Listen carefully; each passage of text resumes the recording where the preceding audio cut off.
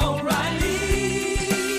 You need parts? O'Reilly Auto Parts has parts. Need them fast? We've got fast. No matter what you need, we have thousands of professional parts people doing their part to make sure you have it. Product availability. Just one part that makes O'Reilly stand apart. The professional parts people. O'Reilly Auto Parts.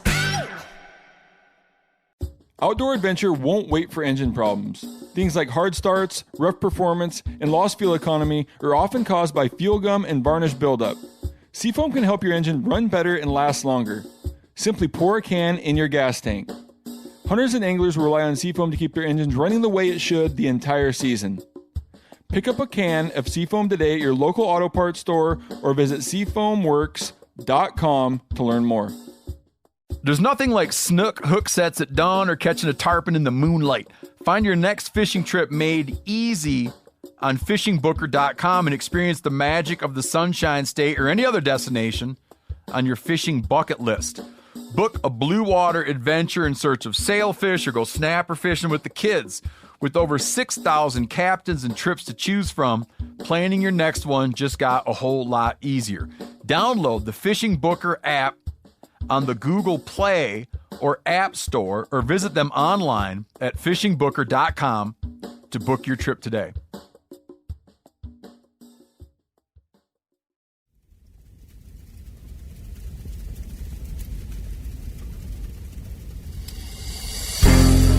As a guide and hunter, I've spent thousands of days in the field. This show is about translating my hard-won experiences into tips and tactics that'll get you closer to your ultimate goal, success in the field. I'm Remy Warren. This is Cutting the Distance.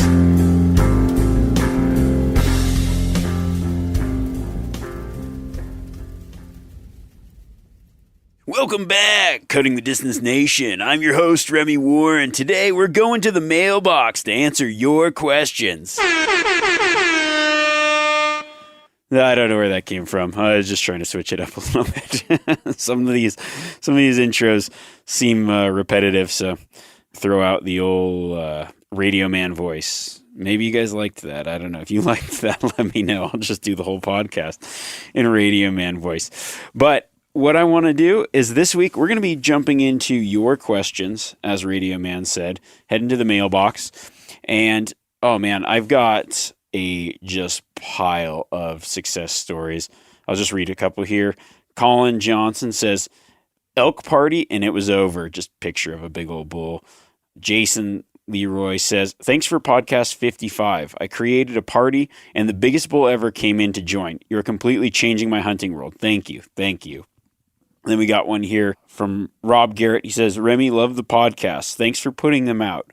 Put one of your mentioned tactics to work on this guy and help me bring home a dream Roosevelt.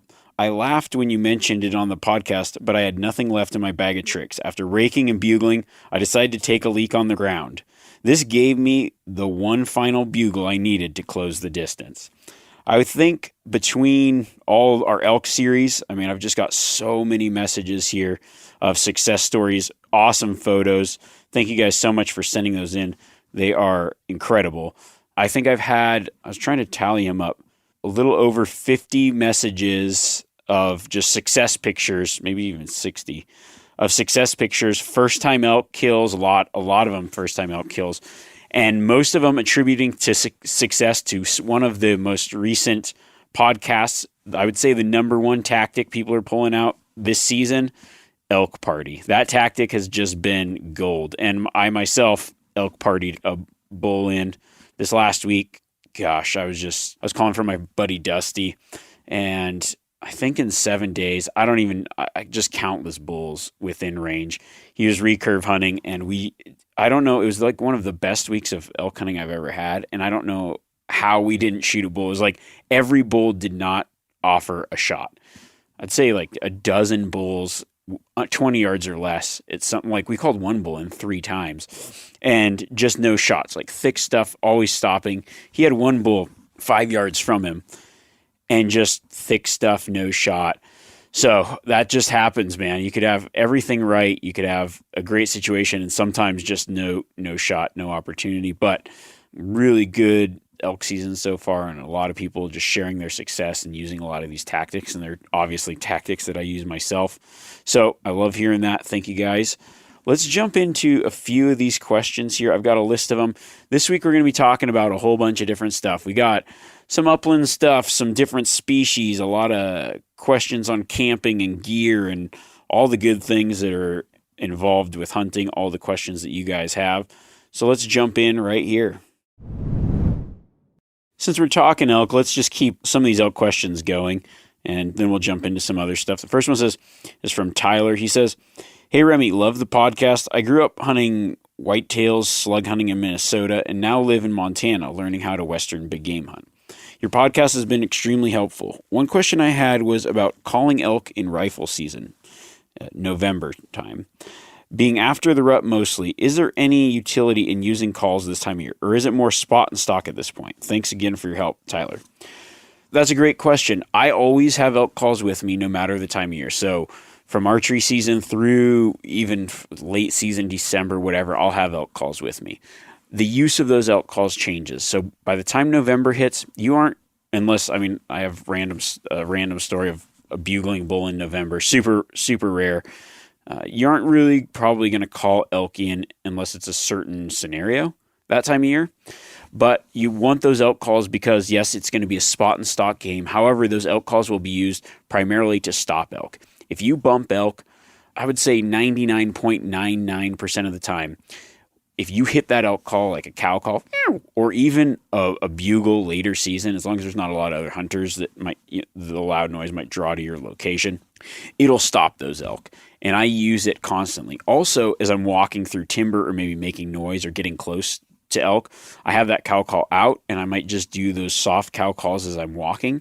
Sometimes you might get a response from another cow, or just put elk at ease if they hear something moving through the woods. So those calls are effective all year long, but their like intentions and purpose change. So normally I use them later for stopping elk primarily, and then as just a calming technique or as I'm moving through. Sometimes a little bit of location with the cow call, but very rarely. Now, if I have a scenario where I see like a lone cow and I'm cow hunting or whatever, I might be able to draw that cow to my location using a cow call, but generally it's just for spooking elk. So as I'm moving in, a lot of times I have that cow call just at hand, because the second if I mess up or something happens, I need to get a quick shot. Or even after you shoot, man, use this tactic guiding. When a guy shoots, I just wrench on the cow call, because they hear that sound and it makes them curious. They stop. They want to look almost every time. I would say pretty much every time. So definitely still use calls, but you won't be calling them in like September.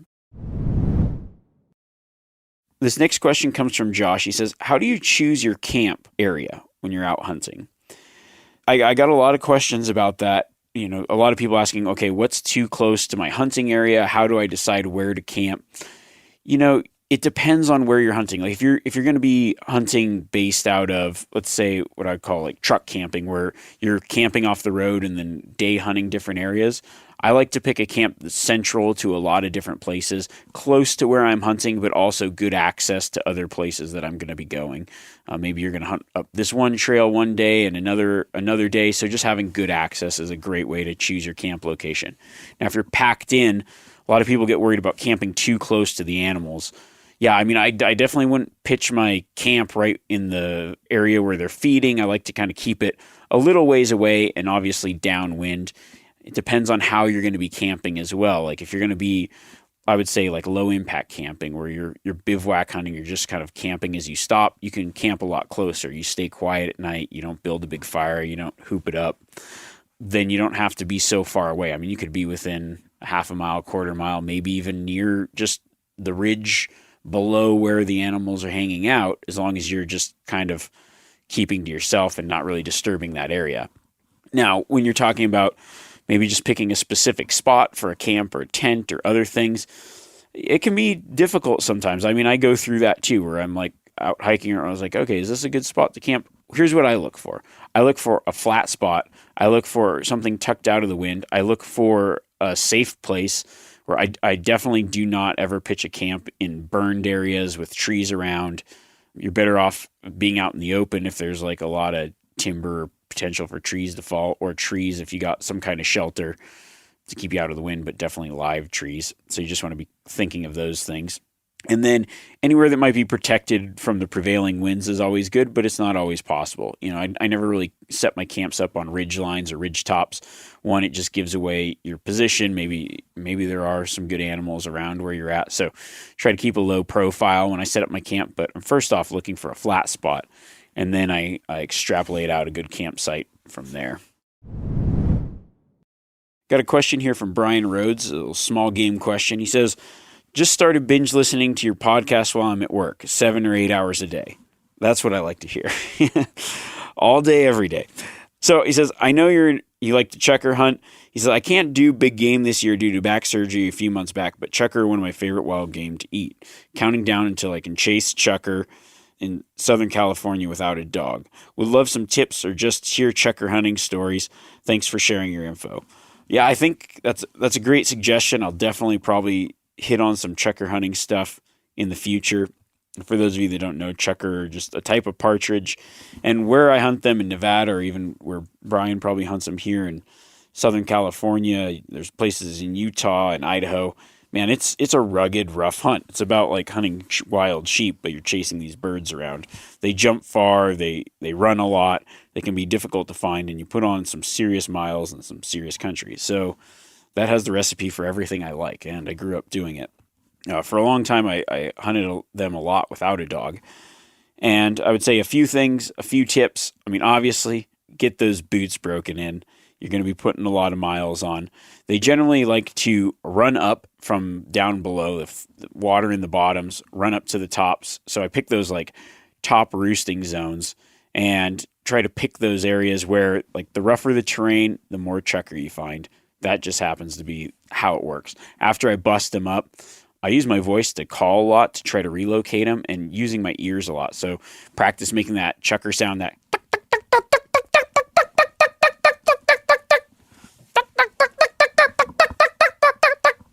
that might have sounded annoying over this microphone, but getting that chukar sound out there and getting it to echo through the canyon, you'll start hearing them trying to group back up. As they group back up, then you can follow in there. When I get close, if I don't have a dog, I'll actually use my binoculars a lot. So if I don't have a dog, I'm glassing a lot, trying to see them hopping on rocks in other places, and also calling. So those are some really good tactics if you don't have a dog to help you find them, to get in close. And then as I get in close, I actually sneak because I don't want them jumping too early. If I know it's a big group too, if that first one jumps up just out of range, don't shoot. Try to get closer. I realize that when I'm hunting other things and I jump chukar, I end up getting a lot closer to the big covey than taking a long bomb on the single that jumps early. So that's a little bit of a helpful tactic. If you got one or two that jump and you know there's more, don't take those long shots, because then you're going to get the rest of the flock to jump too far out. Be patient, get in close, and make some good jumps, some good shots.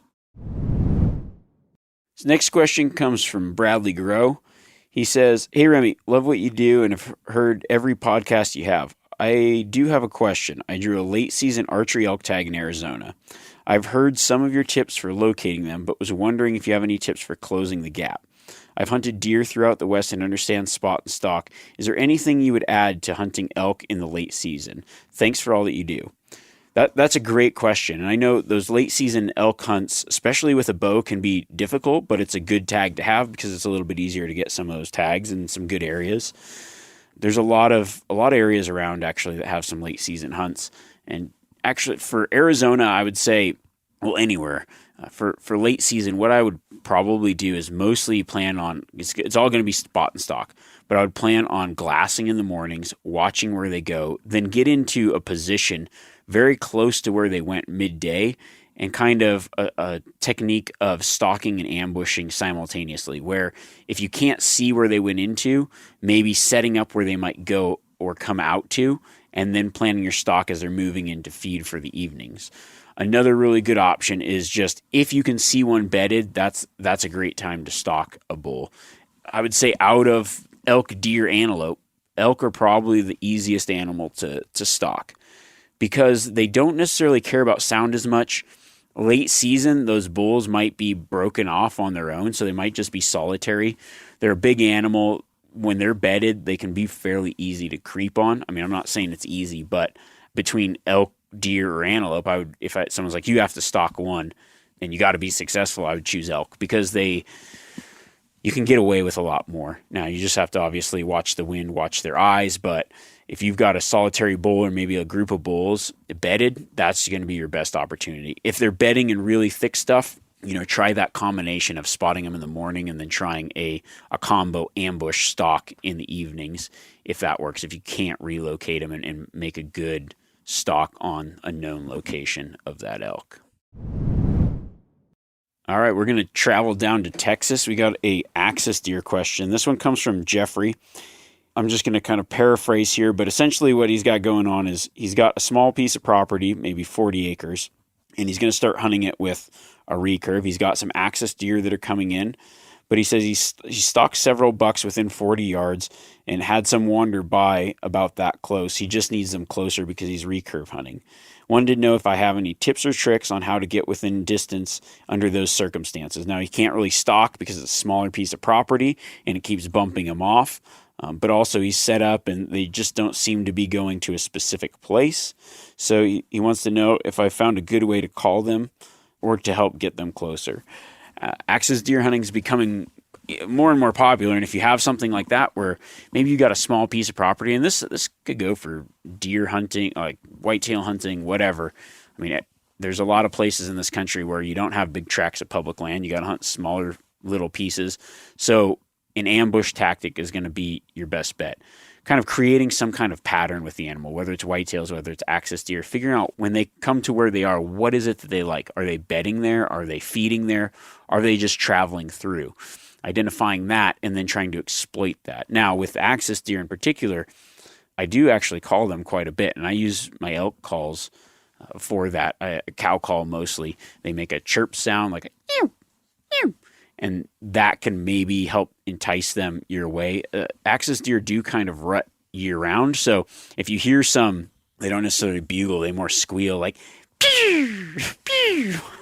Man, I'm making a lot of horribly enacted animal noises in this podcast, but that pew, pew sound of an axis deer, buck, kind of sounding off like their form of a bugle. Once you hear it, you can actually try to mimic that. I've called them in with my voice, but that cow call works pretty good. If you don't have a diaphragm call, honestly, the Hoochie Mama, I guess Primos makes it, whatever, that like push button elk call works pretty good for axis deer. Another tactic that I've found that works pretty solid is like a fawn in distress call. So what that is that's the sound of a fawn that maybe is in danger or another deer. And what happens is axis deer are herd animals. So if in the right conditions, they may run in and try to charge whatever's on that animal to get it away. And so by blowing that call, you could possibly have them run into your location. And those work on other animals too. I've used deer in distress calls with success, and there's kind of two reactions. They either run away or they run into you. I've used them on mule deer in the Southwest, primarily like desert mule deer down in Arizona. I've actually used it early season in some Nevada locations as well. Blacktails, I've used a distress call. I've used it on whitetails, does a couple times as well. So there are calls for a lot of different types of deer that aren't just mating calls. Those distress calls can work pretty good. They also work pretty well on javelina if you happen to have a chance for those, especially being down in Texas. Maybe that's something you might have running around as well, or hogs. Actually, distress calls do work for hogs too. I've called a few in with that. So that's an option. Kind of went down a rabbit trail there of distress calls, but I think it's a good tactic to know. O'Reilly Auto Parts are in the business of keeping your car on the road. O'Reilly Auto Parts offer friendly, helpful service and the parts knowledge you need for all your maintenance and repairs. If you're confused about what part you need, like what wipers are going to be the best, what replacement headlights are going to be the best, go into O'Reilly and talk to the people that work there, because they're great and they're super friendly, and they'll get you squared away where you walk out knowing you got the right thing. They've got thousands of parts and accessories in stock, either in-store or online, so you never have to worry if you're in a jam. Do you need your windshield wipers replaced? You need a brake light fixed? You need some quick service? They'll help you find the right part or point you to the nearest local repair shop for help. The professional parts people at O'Reilly Auto Parts are your one-stop shop for all things auto do-it-yourself, and you can find what you need in-store or online. Stop by O'Reilly Auto Parts today or visit us at O'ReillyAuto.com/MeatEater. That's O'ReillyAuto.com/MeatEater. We've all seen plenty of gadgets and fads come and go, but here's one product that stood the test of time: Seafoam Motor Treatment. Lots of hunters and anglers know that Seafoam helps engines run better and last longer. It's really simple. When you pour it in your gas tank, Seafoam cleans harmful fuel deposits that cause engine problems. I'm talking common stuff like hard starts, rough engine performance, or lost fuel economy. Seafoam is an easy way to prevent or overcome these problems. Just pour a can in your gas tank and let it clean your fuel system. You probably know someone who has used a can of Seafoam to get their truck or boat going again. People everywhere rely on Seafoam to keep their trucks, boats, and small engines running the way that they should the entire season. Help your engine run better and last longer. Pick up a can of Seafoam today at your local auto parts store or visit seafoamworks.com to learn more. There's nothing like snook hook sets at dawn or catching a tarpon in the moonlight. Find your next fishing trip made easy on fishingbooker.com and experience the magic of the Sunshine State or any other destination on your fishing bucket list. Book a blue water adventure in search of sailfish or go snapper fishing with the kids. With over 6,000 captains and trips to choose from, planning your next one just got a whole lot easier. Download the Fishing Booker app on the Google Play or App Store or visit them online at fishingbooker.com to book your trip today.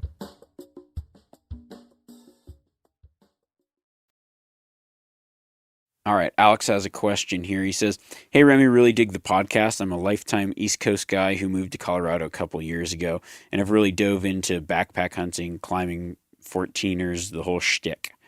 He says, "I've been doing more long trips for hunting recently and have been planning increasingly longer out-of-state hunts. I just listened to your Meat Care and Transportation podcast and got to ask, what about the hard-sided coolers?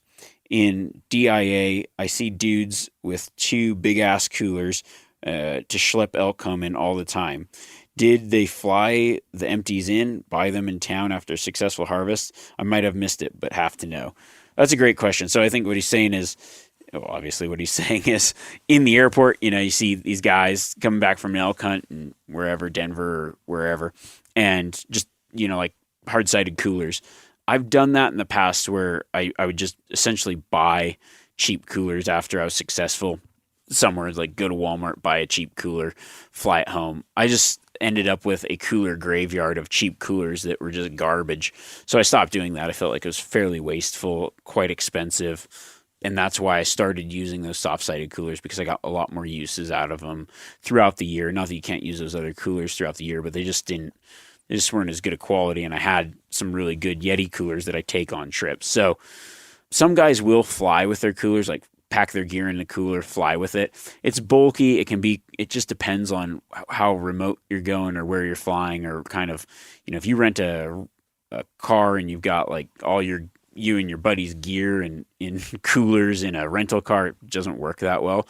So a lot of guys end up buying them later. I don't necessarily think that that's necessary. I mean, I've found that the soft-sided coolers work just as well. Or, even just like meat boxes work good, like wax boxes, putting something in there and just making sure it's something that's not going to leak.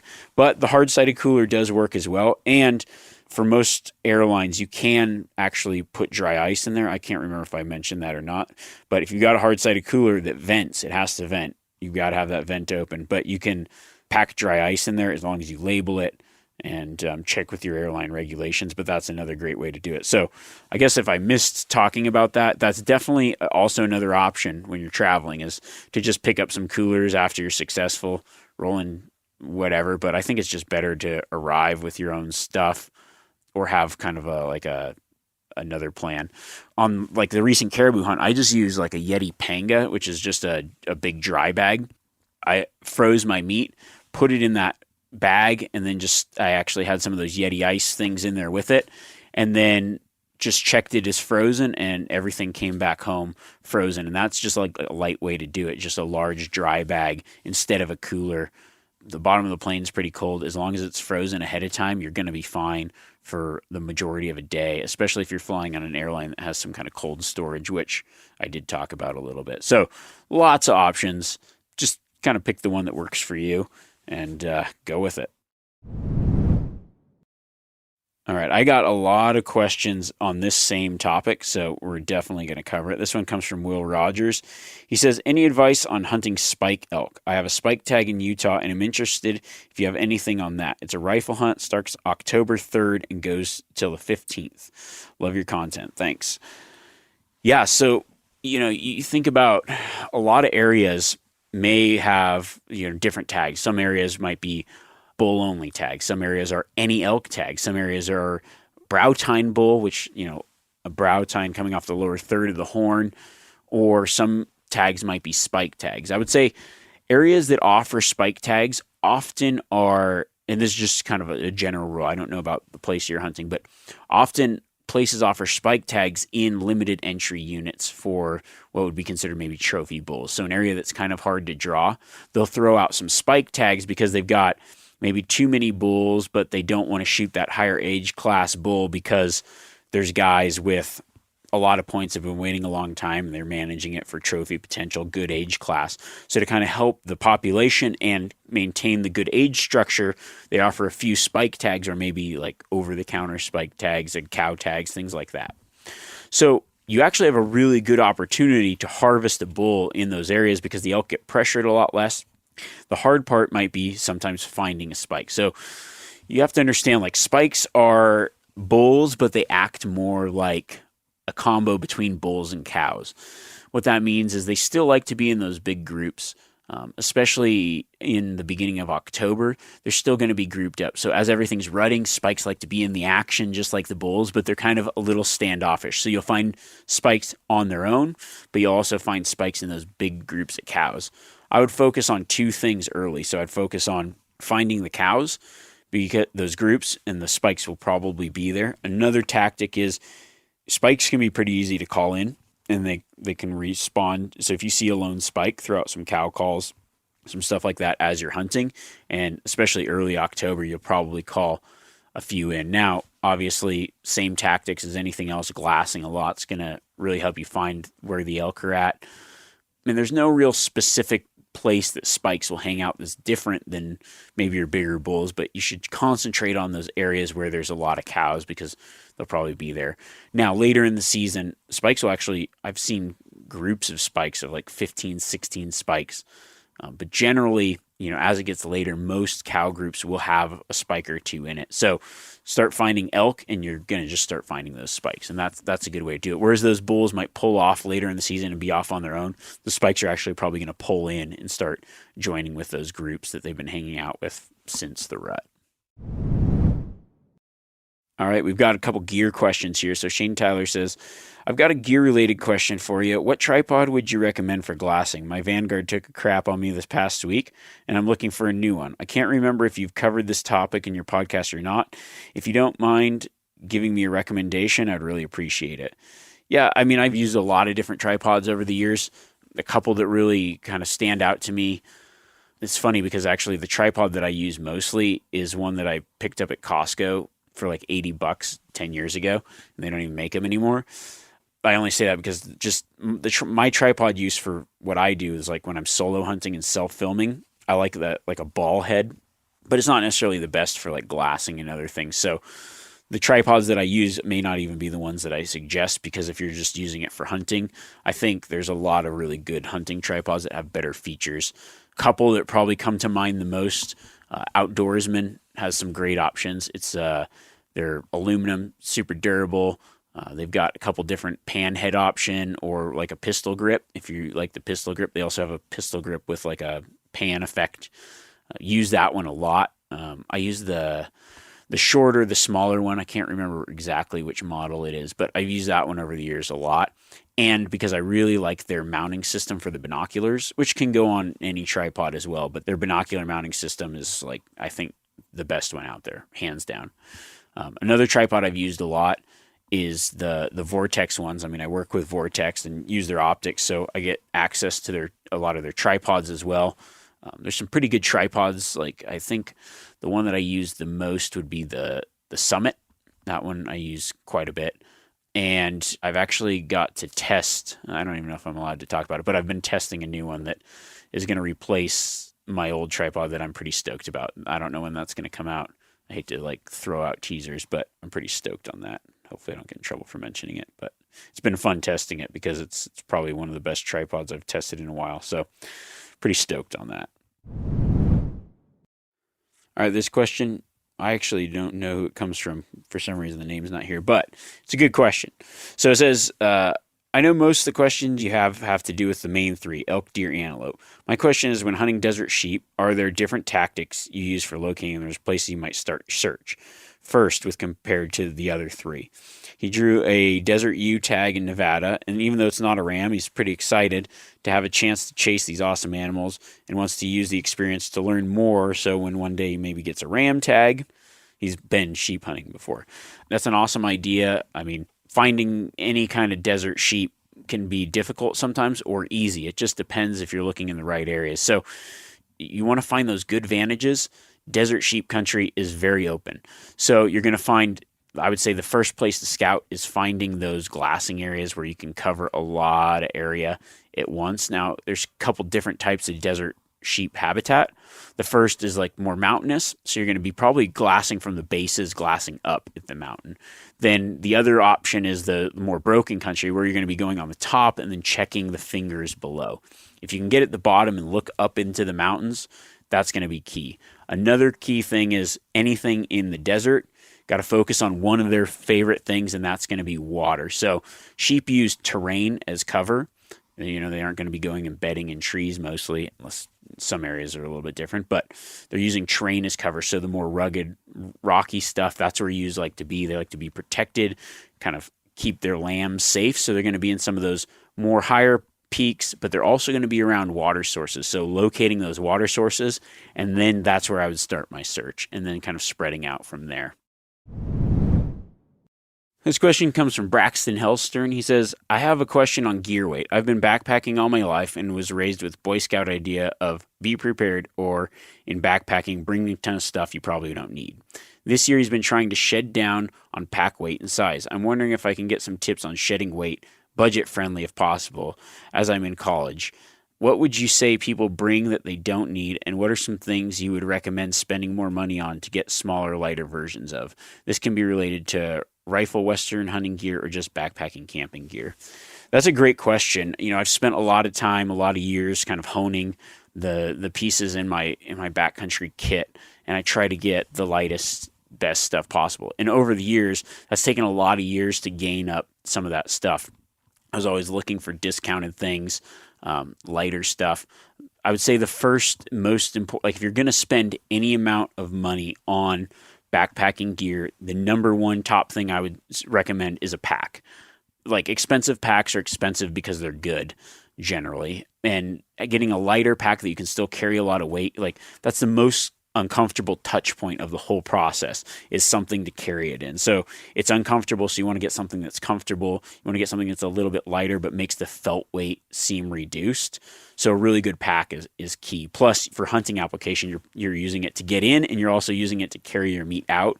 So a high quality pack is if I'm going to spend money on something, that's where I'm investing my money. The other stuff I can figure out later. The second thing I would say would be a sleeping bag, because lightweight but warm is what you want, and there can be a big difference in packability size wise. I like to go with, I've mentioned it before, I use down. I've used synthetic in the past. I've completely switched my philosophy. I used to be an all synthetic guy and looking for lightweight, really warm synthetics, but now I've gone to that downside because I just find it packs better. It's smaller, it takes up less size, and is a lot lighter for the amount of warmth you get.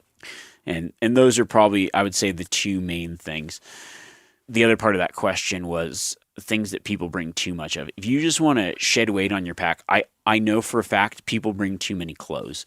You need to have the clothes you wear, something warm, and some rain gear. I mean, I've seen so many people bring an extra pair of pants. I mean, here's what I have is I have a warm if it's like later season or whatever, I've got a warm shirt, a base layer, my pants, my outer layer. Then I have for warmth, a puffer jacket and rain gear and a beanie and gloves. And that's what I have. And maybe for like, depending on how many days you're going, I've got a couple extra pairs of socks and maybe an extra pair of underwear if I'm going for like a week. I know it sounds disgusting, but you don't need like doubling up on things that you probably won't use. So that's just some like right there, an immediate way to make it lighter. If you're going to double up on anything, I double up on like a flashlight. So I have a headlamp and then I have like a handheld flashlight that's a higher beam. So for finding your way out in the dark, if you've got, not necessarily for finding your way out in the dark, but checking those, like that headlamp only works for, I'd say, close situations, and I can use that longer light. Or if one of those lights goes down, it's nice to have a little bit of a backup. Or if you're with a buddy, his dies, here you go, dude. Here's an extra. So that's something that I was like, okay, if you're going to have a little extra something. But I generally try not to double up on things or find multiple uses for a lot of different gear that you have. So thinking critically about your gear. And if you go on, I've said it before, but if you go on a trip, you have something in your pack that you're like, man, I haven't used this in a trip or two. Don't bring it. Like, you probably don't need it until you need it. And then you'll wish that you had it, but you'll still probably get by. So you'll be good. All right, so this last question here comes from Andrus. It says, hey, Remy, thank you for your awesome podcast. I have enjoyed it since it first aired. I have a 4th season Colorado deer tag this fall and live in Georgia. Could you give any tips for using / when to use snow chains on your truck in late season conditions? I'm not sure what road conditions would warrant chains versus just 4-wheel drive. Thank you. That is an excellent question, and I honestly think that there's a lot of things that have to do with vehicles and the types of things you need in your vehicle when you come out west on a hunt. It's big country. A lot of it's remote. A lot of the roads are rugged and rough. There's maybe things that in your area you aren't used to. Every year I am in some way assisting somebody with out-of-state plates in like their vehicle, assisting either pulling them out, either having to cut down a tree, fix a like there's just so many things that I think a lot of people are unprepared for. And that's why I think this is a really good question. So if you want the answer to this question, you're going to have to listen to next week's podcast, because next week I'm actually going to be talking about the 20 top items that you have to have in your vehicle to hunt out west. Things that you're going to need for recovery and ways to use them, how to use them if your area that you've grown up in doesn't necessarily have the same conditions that match out here for driving and just off-road travel. So next week it's going to be all about overlanding while hunting. I definitely think that you're going to want to listen to that, because there's going to be some stuff that this is just a public service announcement that I've realized over the years, and especially like I feel like I've seen a lot of people this year in situations that they just weren't prepared for. So before you come out here, I'm going to help get you prepared for the things you need to have in your vehicle next week. So until then, keep getting after it. Keep sending me your questions, because we're going to keep compiling these over the course of the month, and then I'll do another Q&A here coming up. And also any, like I said, tips or things that you want to hear about, topics, those are always awesome to hear about, because those eventually become podcasts. So keep sending all that stuff in. You know, you can reach out to me via Instagram at Remy Warren or Remy@themeateater.com. Generally during the hunting season, I'm probably using the Instagram more often for questions, because I'm kind of in and out doing these podcasts on the road in between hunts. Who knows? Like sometimes I'm doing them in the tent or in the back of the truck or in I'm in like a little cabin right now. So just keep those coming in, and anywhere I get service, I just screenshot them and answer those questions, and then hopefully build out some topics that you guys want to hear about. So thank you guys so much for listening, and we'll catch you next week.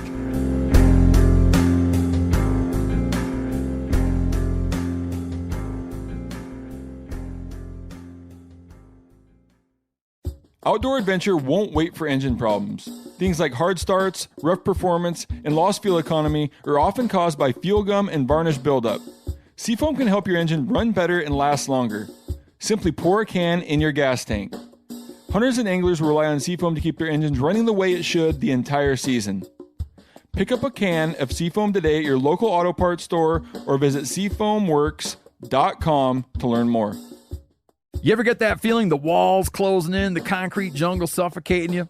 You crave some wide open spaces, the chance to connect with nature, maybe in a spot all your own. Well, head over to land.com. They've got ranches, forests, mountains, streams, you name it. Search by acreage. You can search by location. You can search by the kind of hunting and fishing you're dreaming of. Land.com. It is where the adventure begins.